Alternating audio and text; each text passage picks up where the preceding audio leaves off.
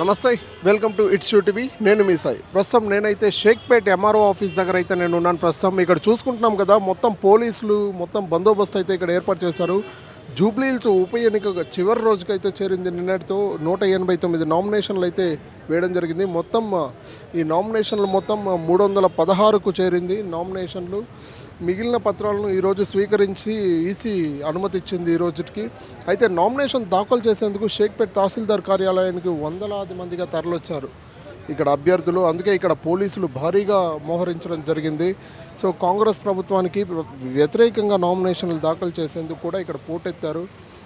RRR బాధిత రైతులు, నిరుద్యోగులు చాలామంది ఇక్కడ నాయకులు ఇక్కడ అందరూ నామినేషన్లు వేసేందుకు వచ్చారు. నిన్నటితో చివరి రోజు. అయితే ఇక్కడ దీంతో నిన్న అర్ధరాత్రి వరకు 189 నామినేషన్లు స్వీకరించినట్లు ఎన్నికల సంఘం తెలిపింది.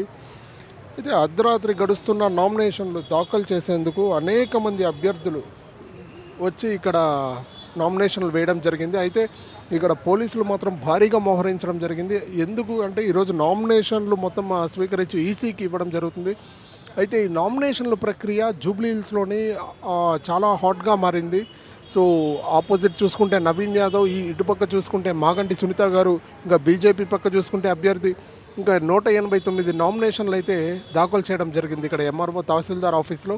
అయితే ఇక్కడ చూసుకుంటున్నాం కదా మనము, చాలామంది అయితే లోపల చాలామంది పోలీస్ వాళ్ళు, ఇక్కడ ఎస్పీలు, సిఐలు, ఎస్ఐలు చాలామంది మోహరించున్నారు. ఇక్కడ అర్ధరాత్రి గడుస్తున్న నామినేషన్ దాఖలు చేసేందుకు అనేక మంది అభ్యర్థులు వేచి చూస్తుండడంతో ఈరోజు కూడా నామినేషన్లు పత్రాలు స్వీకరించడానికి అనుమతించింది ఎన్నికల సంఘం. అయితే నామినేషన్లు దాఖలు చేసేందుకు షేక్పేట్ తహసీల్దార్ ఆఫీస్ దగ్గర అయితే వందలాది మందిగా తరలి వచ్చారు. ఇట్లా యువత కావచ్చు, ఇట్లా ఉద్యోగాలు చేసుకునే వాళ్ళు కావచ్చు, ఇట్లాంటి వాళ్ళందరూ. ఇది మొత్తం 316 నామినేషన్లకు పత్రాలను ఈరోజు స్వీకరించింది ఈసీ. అయితే జూబ్లీహిల్స్ ఉప ఎన్నికలు ఈరోజు హాట్గా మారింది. అయితే నవీన్ యాదవ్ చూసుకోవచ్చు, ఇటుపక్క బీఆర్ఎస్ ఎమ్మెల్యే మాగంటి సునీత గారు చూసుకోవచ్చు, ఇట్లా నామినేషన్లు దాఖలు చేశారు ఆల్రెడీ. సో ఇటీవల ఈసీ కూడా నిన్నటి వరకు గడువు పొడిగించింది నామినేషన్లు వేసేందుకు.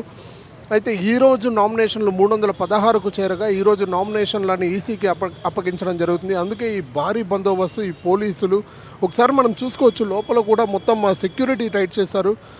సో మొత్తం పోలీసుల అండర్లో అయితే ఎంఆర్ఓ ఆఫీస్ తహసీల్దార్ అయితే ఇక్కడ ఉంది. సో కాంగ్రెస్ ప్రభుత్వానికి వ్యతిరేకంగా కూడా నామినేషన్లు దాఖలు చేసేందుకు, కాంగ్రెస్ ప్రభుత్వానికి వ్యతిరేకంగా కూడా నామినేషన్లు వేసేందుకు చాలామంది నిరుద్యోగులు, విశ్రాంత ఉద్యోగులు, మూల సంఘ నాయకులు అందరూ చాలామంది పోటెత్తారు నిన్నైతే.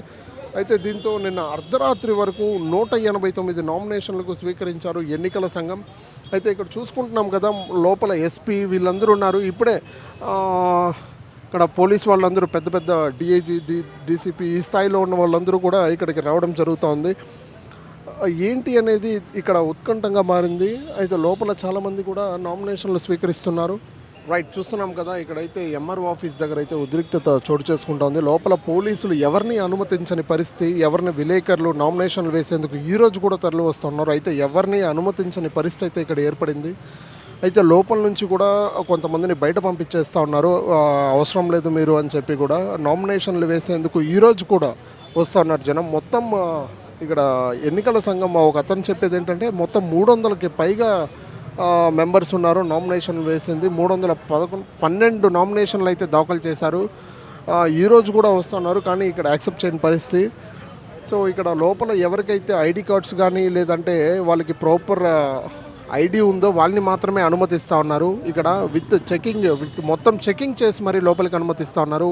ఇక్కడ చూస్తున్నాం కదా, విత్ ప్రూఫ్స్, అతను పేపర్స్ మొత్తం చెక్ చేసుకొని మొత్తం ఈరోజు నామినేషన్ వేయడానికో దేనికో వచ్చారు అతను. కానీ లోపలికి అనుమతించని పరిస్థితి అయితే ఇక్కడ ఉంది.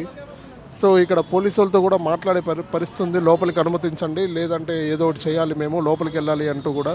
అయితే పోలీసులు కరాఖండిగా చెప్పేస్తూ ఉన్నారు, మేమైతే లోపలికి అనుమతించేది లేదు, క్లియర్ ఇన్స్ట్రక్షన్స్ అయితే ఇవ్వడం జరిగింది. ఇక్కడ చూసుకుంటే వందలాది మంది పోలీసులు అయితే భారీగా మోహరించారు. ఏం జరుగుతుందో ఉత్కంఠంగా ఉంది ఇక్కడైతే.